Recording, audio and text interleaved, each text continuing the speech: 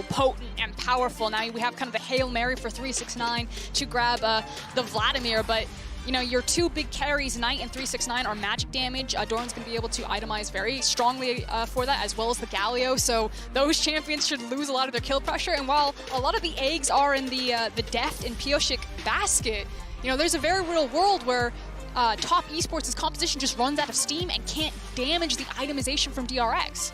Very true. Well, it's going to come down to this early game, as we've seen. DRX as a dark horse for it, kind of some inconsistent or volatile performances, but when they shine, when they brute force through teams, they look absolutely brutal. Looks like we didn't miss out on too much of a level 1, as we are now 40 seconds into the game. Calm for now, but late invades have been the story so far. Pioshik already putting his mark onto Karsa as is standard with the Kindred here. We'll keep track of where those marks are spawning in the jungle to see how Pioshik does for getting them early on.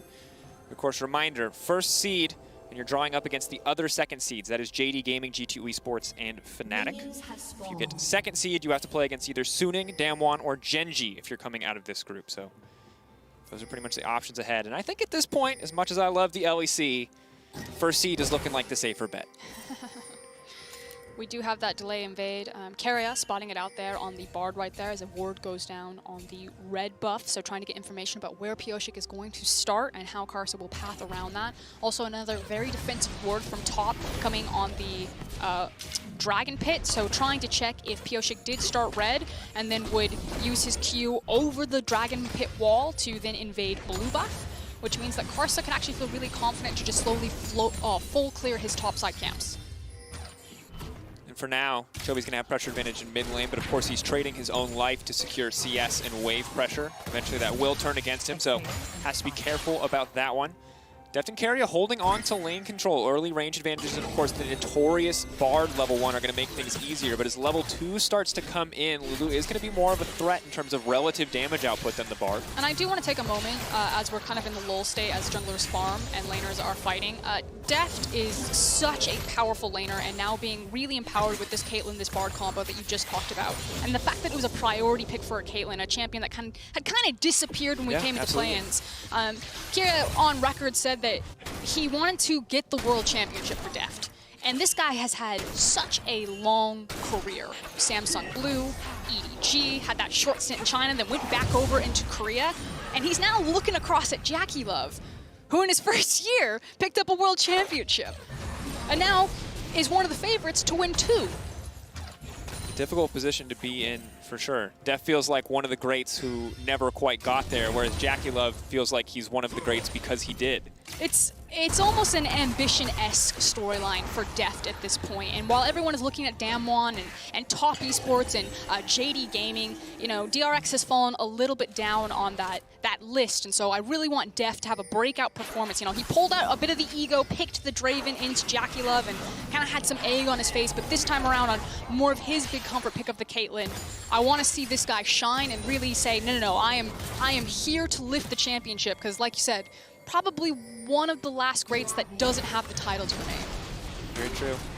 And of course, for many players, it always feels like a timer playing against your own age, and Deft definitely one of the older players on stage today. But we'll see how long he wants to continue stepping forward, continue trying, and certainly a win here would feel good heading in as that first seed. We check in on the jungle matchup, however, and the lane priority paying off. We got one Scuttle Crab, now we got 2 Scuttle Crabs for the side of DRX. You did see Bard walking up, conceding a bit of pressure on the bottom side, giving up Deft to be a bit more vulnerable in lane so that they could make sure that Scuttle Crab would go over to Pioshik. Yeah, and obviously mid lane priority is super important when you have a Kindred, especially for those early levels, because your first mark will spawn on Crab, and making sure that Pioshik already has a mark to his name off of that top Scuttle Crab. So next mark will spawn on one of these smaller camps. So hopefully Pioshik wants it to probably spawn on the bottom side of Karsa's jungle and then use the priority that Deft and Keria can acquire down here to walk in and steal that one away. The good news, of course, for TES is now that they are getting starting to get bot lane priority here, as Jackie Love is winning out in these health trades. And of course, once Ashe gets a push, pretty easy for her to sustain it. That said, they are still battling back for now, as constantly we see Keria roaming up just a little bit just to threaten. But it's Deft who's paying the prices. That's a big chunk of damage down onto the Caitlyn. And you can see he was ready for it. He has Dorans to start it off, so just mitigating the damage that he can. He wants to catch this wave, but it does mean that we'll probably get a free back here for Jackie Love. Could get cheeky and stay for the plate. Of course, Not sure if they saw that Kindred had already backed and reset, or if it's just the confidence of Karsa being on that side of the map that means they want to sustain this pressure. But the difference in itemization, once Caitlyn gets that big BF sword, it is going to get a lot harder. So maybe JackeyLove just trying to take this window of opportunity. And it's also always going to be a really nice thing for Ash to take hyper-aggressive trades, especially when JackeyLove has the biscuit advantage, so knowing that he can trade health here. And they do have a ward on the Raptor camp, so they knew that Pioshik, if he was bot side, it would be in the Krug camp.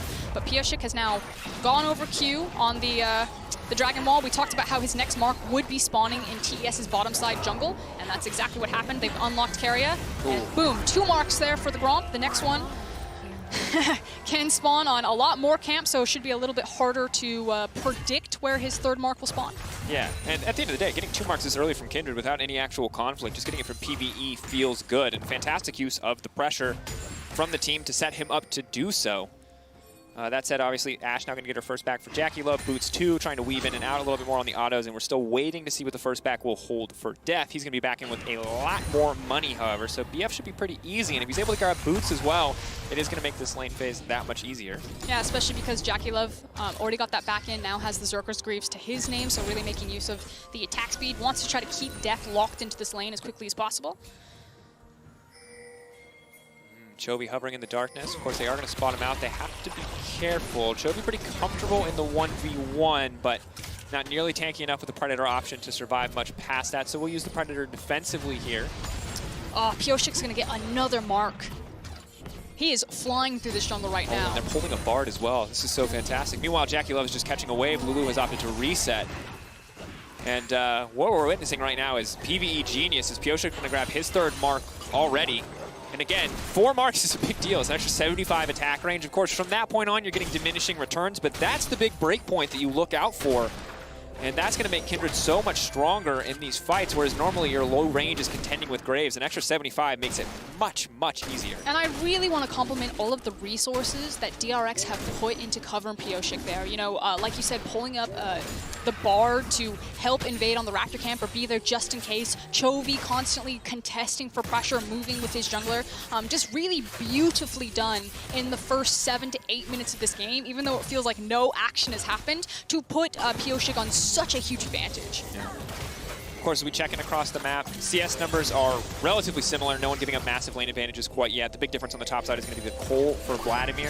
269 taking one from the book of Nagri on that. And obviously, Vladimir is always going to be this massive late-game scaling threat. When he's strong, it feels like there is no room to interact with that champion. But that said, you are going up against the incredible gold value that Ornn can bring to the table with some of those item upgrades.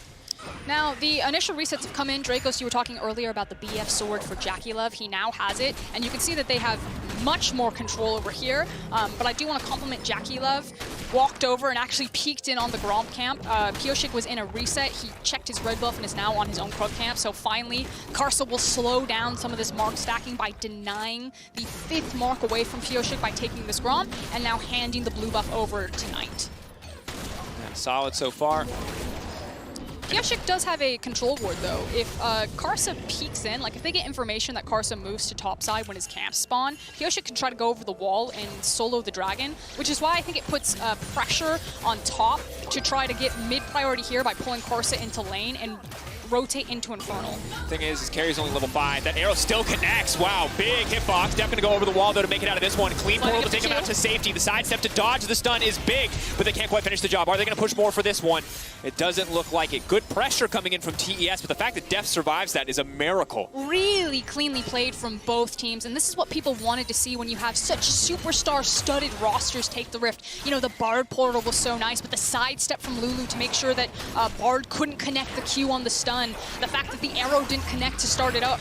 And now we have a trade, a handshake on these objectives. Infernal for top, and Herald now for Pioshik. Immediate trade back. Of course, Def not really able to win out on the sustained damage trades. Here is, little Lee Sin BM there, knowing he wants to fight out on that 1v1.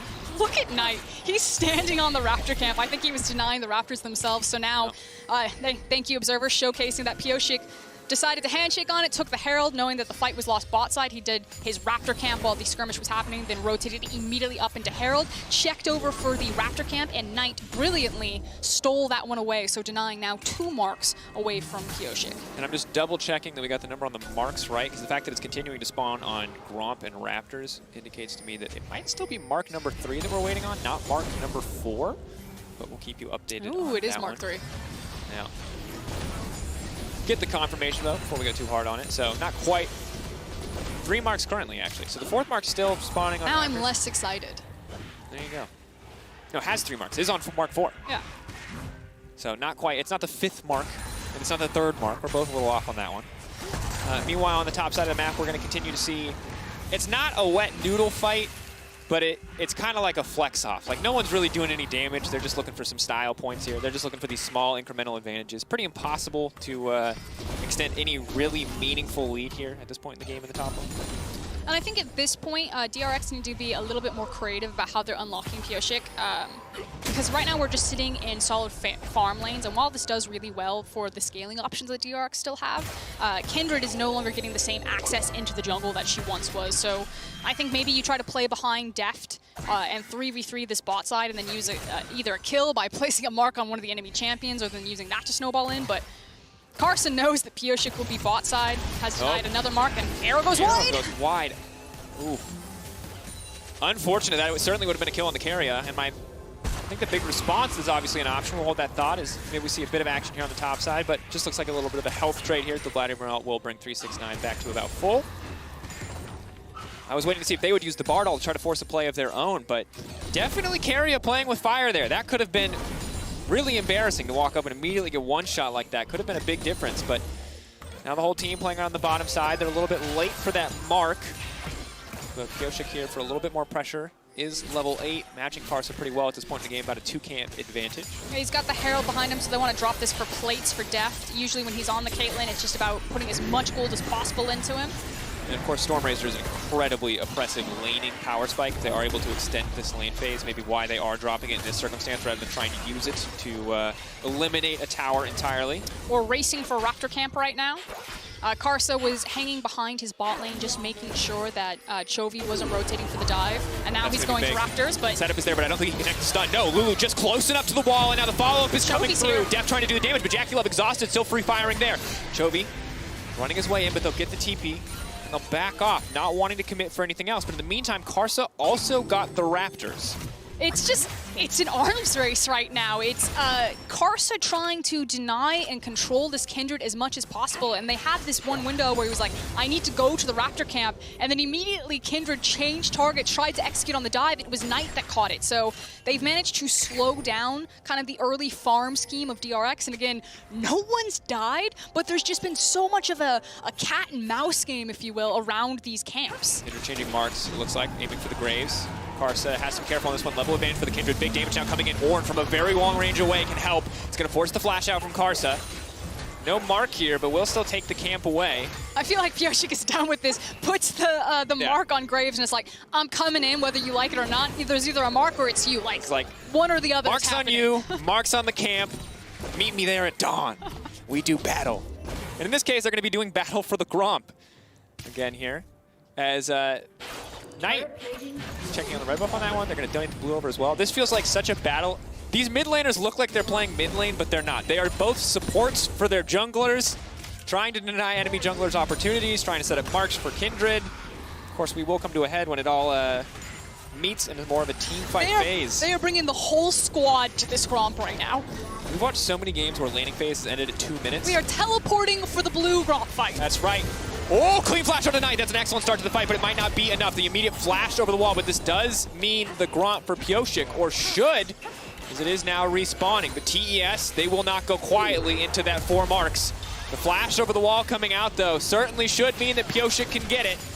You thought dragons were important, but let me tell you, this Gromp is everything, and Pyosik secures it. 4 marks for the Kindred, 75 bonus attack range, and that's gotta feel nice. Not only that, but then also so much damage onto this tower and the Cloud Dragon that will be spawning. As long as Chovy and Deft just hold their lanes, you can actually have the Kindred solo this one away, especially because Knight doesn't have TP. And this has been simultaneously very tense and also very weird. I have never seen teams fight over Kindred marks like this in my entire life. I have asked in every solo queue Kindred game I have ever played, and I've never seen it happen once. I didn't know it was possible, but here today we get to witness it, Frostcurrent. I've been preparing for this, Dragos. I made a Kindred-only account. I've been grinding it. I got it up to level 20 so far. Yeah. And I've been waiting for this moment, so I'm glad it finally paid off. There you go. Now 575 attack range. Good to have. Can hopefully cut out the Graves in the fights to come. That's what he's hoping to do. We look at the gold, though, only about 1,000 different. Tower taking down a lot of that standing gold means TS will have opportunities to even it out, and it is one Drake to one Drake. Mountain Soul going to be the big deal here. And, of course, very important. Yeah, you can see there it said 675 earlier. It's 575 on that Kindred range. Not quite that strong. But for the Galio and the Ornn, those Mountain Drakes are going to feel pretty good. And reminder that our conversation about draft phase in terms of itemization against some of the threats that TES have, the fact that you can itemize magic resistance really easily on Galio and Ornn could potentially just stall out Knight and 369, depending if they fall behind the clock or how far ahead of the clock that they stay. So that's what I'm watching out. I feel like it's still a long ways away, but it is something to keep into the back of your mind as we continue to slowly roll through this game at 16 minutes and 0-0 on the board. Yeah, crazy that there has not been a kill yet. I do love that 369 is still going the Nuguri build and went for the Spellbinder, so his job is to fly into that backline and just delete Deft. Yeah, you gotta respect it. The man knows. He's got one shot and he's gonna take it. Course of this game, looking for those big team fight moments. And the latest First Blood in group so far was 11:57, confirmed by Marcus, our wonderful stats guy. So, yeah, we're about 5 minutes past that point now. So we now have simultaneously one of the most tense games of groups and one of the least eventful. I feel like this mark will either go top or mid lane. I'd like to see it go mid to push it down, but maybe they decide they want to keep the mid towers because it's a free farm lane to park Caitlyn into, and that way she doesn't have to overextend. Yeah. There's a weird handshake going on that this lane phase is just going to never end. We seem very committed to it at this point. Yeah. I mean, both teams are... You look at both teams, you can see the scaling options that they have. It then comes down to execution. Yeah, it's kind of the bet on the big team fight. Of course, things that DRX are going to be excited about, obviously the ability for, as you mentioned, Galio and Ornn to mitigate a lot of the upfront magic burst damage from the likes of Vladimir and Orianna. But, of course, the additional fact that Galio can use that passive shield, will proc it on anyone that he is in the circle when he initially ults can be a very big deal, sharing that shield over. And see if that can be enough to stop the burst damage, or that on top of the Lamb's Respite. Create some opportunities here, but it looks like the dance around the laning phase is done. The second Herald is going to be set up to break down some towers as Pioshik wanders around in the jungle, maybe hoping to catch Knight and the roam over. He's on him. That's going to be big. Galio shield now coming in. Knight now running for the hills. They can't finish that one off. Meanwhile, the rest of the team looking for the collapse here. Watch the arrow on Jackie Love. Deft being very confident, the fact that he has Caliber Net as well as Flash available, but no cleanse. Ooh. Intense again, because you're waiting. You're waiting for that ult flash coming in from the Vladimir. You're waiting for that arrow to find purchase, but it won't come through quite yet. Ornn about to hit 13. He's going to grab both of those early upgrades. 14, he can start to look to teammates as well. Jackie Love has now been caught. Trap on the ground, but they don't have any follow-up, really. The arrow will connect over in the meantime. They interrupt the 90 caliber net. That's clutch. Now they're on the run, but Pioshik leaping forward. He has the Lamb's Respite to buy a bit more time, and he can take the Bard Portal right back out. A lot of cooldowns exchanged. He's invulnerable in the timing. Oh, they just barely make it out to safety. Guardian proc saving the day there, but now Jackie Love is on the hunt. Pioshik needs to run for the hills. Raptors blocking a few shots. Look at 369. But not quite enough. Ornn pushing in on the top side. TES, I think they're just going to settle for the mid lane tower here, but they don't want to give it up. They're looking for a fight. Doesn't matter about the low health bars. They want to kick this one off. Chovy running in with the Predator.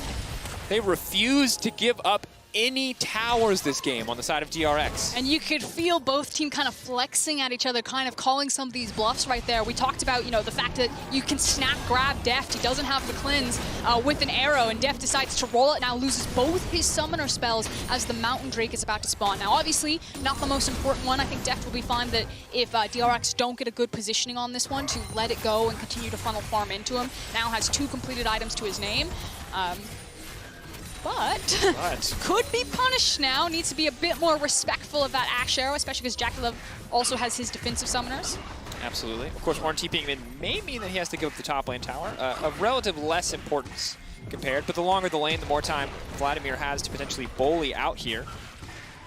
So we'll be able to take this one down. More money into the pocket of 369 as Deft will finally break mid lane as well. So it's top that decide to give away the second dragon. Staggering, or didn't really stagger their recalls, decided to back for items and then just give pressure for 369 to push down topside. So he may find Doran here, but Doran is a very beefy boy. Yeah, kind of just walk back to his tower at this rate. Of course, extra movement speed from the Crimson Rush, fully stacked there, but will not opt to use any item actives, will not opt to use any greater cooldowns. And Frost Current, here's your fun fact. We're getting closer. Never mind, we're gonna hold that thought. Carry it, immediate flash out. But once again, just an incremental advantage. No kills going over to either side. And that brings me to my favorite point. Latest first blood of the entire tournament, not just groups. 21-04, that was in play-ins. And now that Deft just flawlessly got Mikhails out of that one, it looks like we're going to beat that record in this game. What's the longest a game has gone without a death at Worlds? Like, I don't know. What's the record that we're aiming for? In LEC, it was 2017, 27 minutes Misfits versus Vitality. Not that we're keeping score, not that anyone had to gas that game. Don't know what it is at Worlds, however. Marcus? Do you want to talk about it, Drake? Dude, no, never again.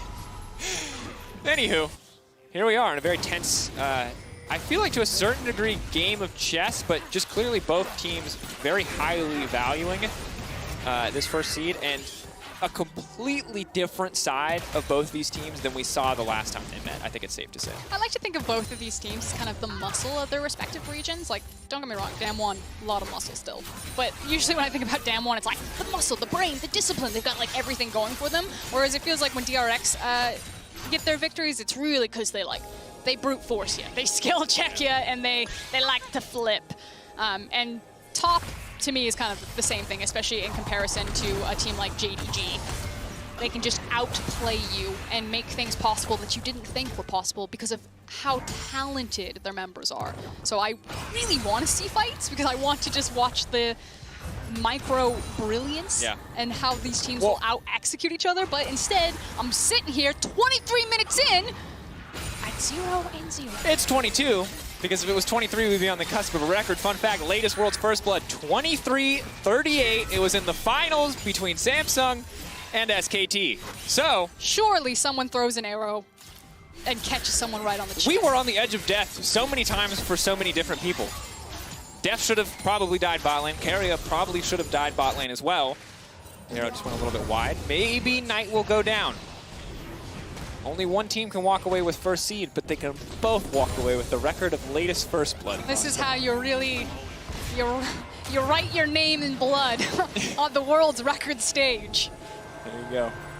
Speaking of that, Vladimir now has the death cap, so he's going to be looking to write a lot more than just names down in blood on the next team fight, but still has to find the flank, has to find the execution, so we're right back to square one. Who can make it work? Who can find the team fight on their terms? Because so far this has been slow incremental advantage building for DRX, but not significant enough to mean too much in the greater scheme of things. I think that it means things in the greater scheme of things in terms of that I still like DRX's composition better. Oh, here we go. Big Ornn horn. 23-38. 23-38. Can they live? Are we going to get the latest first blood of the world? Who's it going to be? Doran now getting caught out. Can they keep the fight going? This is it. The latest first bloods of the world, but who is going to get it in the end? They're running for the hills. They're buying a bit more time. Chobi's got the extra shield now coming in, but it's Vladimir right on the backside. Big ulti, but maybe not big enough. Chobi seemingly going to be the first to go down here. The dash out, the Predator, not quite enough, but he goes through the portal, and there's Piotrek with the ult. Oh, boy! Nobody's dying! Oh, man.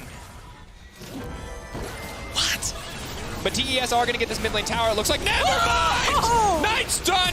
He has shown up, and now the follow, the flash immediate from Jackie Love, and just like that, the game explodes. Knight with a clean shockwave, clean follow from Karsa, and now, potentially, Baron in the sights of TES. And finally, we're on the board. You see the immediate on the way pings towards the Baron. DRX should know exactly what is up, but what can they do to stop this? Piotrek does not tap flash. He is the same level as Karsa, but they are melting through this, and it looks like DRX are just going to give it up. DRX accept the loss on that one. Gold was dead even. after that fight, but will not be dead even when this Baron falls. This is the opportunity for TES to knock down so many towers. DRX is grabbing what they can in the meantime, but top esports, clutch fight there. Everything burned to save Chovy to get him out to safety, but DRX stick around anyway, and it cost them so much. Yeah, taking another look at this one, it was just ridiculous. The Bard portal, the Kindred ultimate, but the fact that DRX tried to plant their feet here, weren't keeping track of the cooldowns, and decided to try to defend this one, group up on the tower, and it's just too easy for Knight. 3-man shockwave into the Graves ultimate, and like you said, Top just ripped this game wide open, just blasted DRX on mid-tower. Yeah. Now so easy for them to push forward with his advantage. And of course, Vladimir got 100 stacks again. He's ready to go in at a moment's notice. He's ready to get a fight kicked off. Now they can grab a Mountain Drake of their own and really even things out. And as they start to knock down these towers, take away this standing gold, we should see this lead balloon pretty heavily for the side of Top Esports. What was a chess game has now had the board flipped, Dragos. And hopefully now the gentleman's agreement is off and we have a bit more back and forth here. Now checking in on itemization, Deft is so close to this Infinity Edge, and I think that's kind of the big power break moment for Caitlyn on this build path. And this still does feel like a composition that has a lot of room left to run in it for DRX, so they're definitely not out just losing this Baron. But now it's just chilling out, you know, trying to stop or slow down the siege that Top can put forward here, and then looking to fight again once Deft is ready with another item. And you know that the second that Infinity Edge comes through, Dorn will immediately upgrade it, so we will have a Molten Edge coming in for Deft. That's going to be a big deal, extra damage. Of course, the fear in the back of my head for DRX is that Vladimir's just going to one-shot people. Because when you got a Lulu whimsy on you, and you can just speed past all that front line, pull through the taunt, pull through any kind of way to mitigate it, it's certainly going to be difficult for Deft to survive. That said, that's if TES get to start a fight on their terms. So maybe some more room for DRX to find their own fights, especially with the power of Bard Ultimate. Yeah, it's going to be watching the execution of these flanks as well as maybe even these picks from both teams, as Chovy might get walked down here. Look at Top. They're starting to collapse on him from the top side of the jungle. Dip, duck, dodge. Taunt goes in. Oh. Excellent use of the Justice Punch to make it out, but he gets pulled back. Pioshik. Immediate lands spike. Fantastic use of the Mikaels once again. Carry is so incredibly clutch, but they're going to try to finish the job. Graves ult across the back of the team, but 369 not going to pull the trigger. Does not want to go in on that one. So nicely done from Chovy there. Meanwhile, Doran is left to his own devices on the top side. Does have the teleport available to him, but didn't pull the trigger on that one. And we talked about how all DRX had to do at this point was just kind of slow down the siege of this Baron buff. Kind of minimize what Top were going to pick up with it, and then live to fight another day. And it feels like they're going to do that. The Baron will fall off pretty soon. You now have the TP on this tower, so I think that this is it for the siege for Top. No, not going to be able to break the base, not going to be able to grab any tier 2s either. So remaining a very much controlled game. Neither team looking to overextend. Important to note, though, that was a very close play. 200, 300 health, maybe, is what DRX were able to walk out with on the back of that one. So a few more items. Pioshik won't be so fortunate next time, especially if he continues to opt to build damage here instead of any kind of defensive stats. Not that I think defensive stats are the right choice, but that's just kind of the reality of the situation. And literally on a knife's edge is a perfect description of this gold graph in this game. It is such a small margin that this is swinging on, and now it's just about who's going to be powerful win and who can execute the responsibility in their compositions. I like how you already highlighted 369 on this Vladimir, and the fact that with the Spellbinder, now looking at his Haunting Guise and his Death Cap, that he can one-shot Deft. And there's very little to try to stop him from doing that. You know, he doesn't have the Lulu to slow down Vlad and to make him bigger. He's got the Bard that's like, I can give you some cocoa, but that's about it. Look, it's tasty cocoa, but that man's gonna shoot you in the face with some blood. So you gotta take your pick. Which one of those, you know, the positive, negatives there, don't think they weigh out. I didn't really know how to describe what he's doing. He's taking your blood out, I guess, and then hitting you in the face with it. Accurate. But it makes their flank wards that much more important. You can already see Keria is starting to kind of peek out, get those wards onto the flank, because you have to be able to see 369 coming, so at least Def can get a head start on wherever it is that he's running. And good effort from TES right now to kind of systematically push their vision forward, knowing that Baron in a minute 26, Mountain in a minute 22. Of course, neither team set up for Soul Point quite yet, so we won't see that trade scenario that we often do unless someone falls flat on taking the Baron. I mean, this is way more tense than any of the battles for first I think we've seen in other groups, because they've always been bloodbaths. They've always been level 1s, or maybe one play where someone gets 3 kills and the game gets snowballed out of control. And well, someone did get 3 kills in that mid lane play, but it still feels very much dead even. Yeah, and I mean, we've said it multiple times. It's simply because both teams feel really confident that they can play a slow game. I want to talk about itemization. Azael talked about it earlier today, and I just think it's a brilliant point. The Warmogs completed now for Doran, so he can go ahead and take kind of extended trades or trades with Vladimir, kind of walk back, heal up all of his health, and then step back forward. So it should deny any sort of side lane pressure. Like, he is truly a brick wall. He is an unmovable object. You can push the wave into him, but you cannot move past him at this point with his itemization. And obviously the Leandries will help with that a little bit, but the Void Staff as well is, you know, 369 has just been farming up a Storm in the side lanes. The arrow now again going wide for Jackie Love. Not the greatest hit record on those arrows so far in this game. Maybe DRX feel like they can get something done here. Chovy, though, is going to take a lot of damage on the backside of this one. Meanwhile, Jackie Love has been caught out by Kyria. A flawless stun into the wall, but 369 does so much damage. While Ornn is certainly tanky, Chovy not so much. Yeah, and I think DRX are going to go ahead and give that one up. Really nice positioning from 369 to get underneath with multiple control wards and find the flank point. That Bard ultimate was basically a disengaged Bard ultimate as DRX realized that they did not have the high ground. No. And immediately walked away from that one. You already called it Dragos, though. That was not Soul, and Mountain Soul of all of them. As trying to make it through that one. Have to wait for some of the cooldowns to go down. Carry gonna be a little bit in trouble. DRX, of course, moving towards the Baron, kind of threatening for that objective. TES called a bluff and instead pushed down mid-wave and looked to break this one. But Karsa is in trouble. Pioshek now chasing him down. 1-2 looking for 3. Surely if he hit that last auto, Karsa would have been done. But he does manage to make it out to safety. Is forced to burn his flash. And I do like the fact that Pioshek is starting to get a bit creative here. You know, if you can find one of the stragglers from top esports, there's still a lot of skirmish potential here. Is now playing from Fog of War. Boom! Excellent shockwave to start up, but they don't have the follow-up. Bardalt won't connect.